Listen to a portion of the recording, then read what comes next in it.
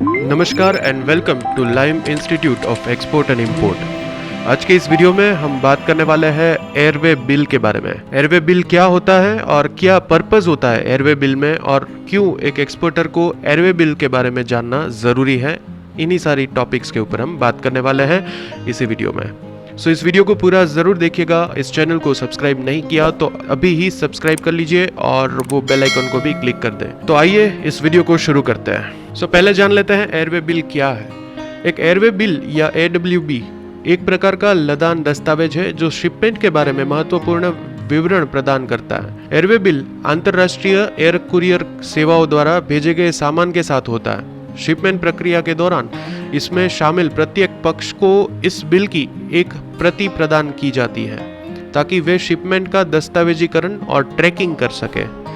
एक airway bill को consignment note के रूप में भी जाना जाता है और शिपर और कैरियर के बीच में कॉन्ट्रैक्ट ऑफ कैरेज के शक्ति भी रखता है।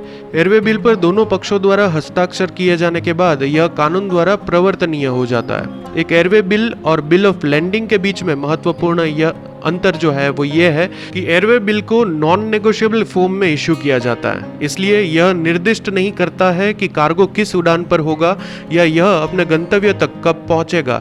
इसके अतिरिक्त एयरवे बिल केवल परिवहन के लिए व्यापारिक मूल्य को कवर नहीं करता है और इस प्रकार बिल ऑफ लैंडिंग की तुलना में यह सुरक्षा कम प्रदान करता है। अब जानते हैं कि एयरवे बिल में कौन कौन सी दस्तावेजीय जानकारी शामिल है। जो सबसे पहला दस्तावेज है वो है शिपर एंड कंसाइनी दोनों के नेम एंड एड्रेसेस।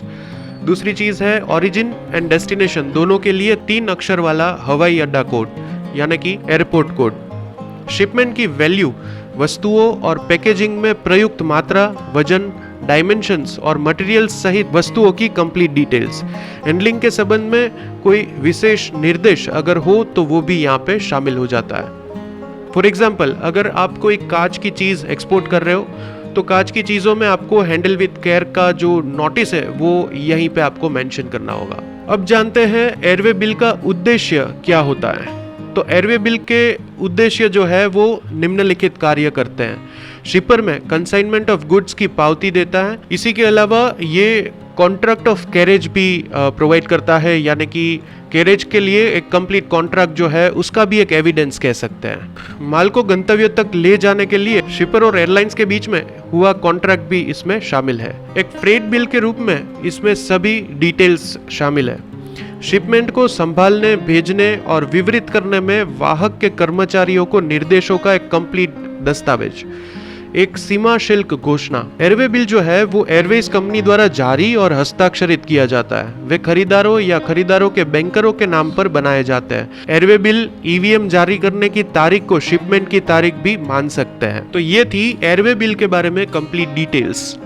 हम आशा रखते हैं कि आपको एयरवे बिल के बारे में सभी चीजें मालूम पड़ गई होगी, और अगर फिर भी आपके माइंड में कोई क्वेश्चंस है तो नीचे कमेंट सेक्शन में हमें पूछ सकते हैं। हम लाइम इंस्टीट्यूट में एक कंप्लीट प्रैक्टिकल अप्रोच के साथ कोर्सेज चलाते हैं जहां पे हम आपको एक्सपोर्ट और इंपोर्ट के रिलेटेड सारी चीजें सिखाते हैं। तो अगर आप भी एक्सपोर्ट इंपोर्ट के लिए कोर्स लेने में इंटरेस्टेड हो तो अभी ही स्क्रीन पे दी गई कांटेक्ट डिटेल्स पे हमसे कांटेक्ट कर सकते हैं। इस वीडियो को यहाँ तक देखने के लिए बहुत बहुत शुक्रिया, और अगर अभी भी आपने चैनल को सब्सक्राइब नहीं किया तो ऐसी ही बहुत ही महत्वपूर्ण जानकारी के साथ हम नए नए वीडियोस जो है वो लेके आते रहते हैं।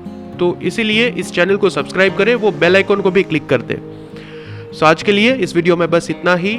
अगले वीडियो में बहुत ही जल्द वापस मिलेंगे, तब तक के लिए शुक्रिया।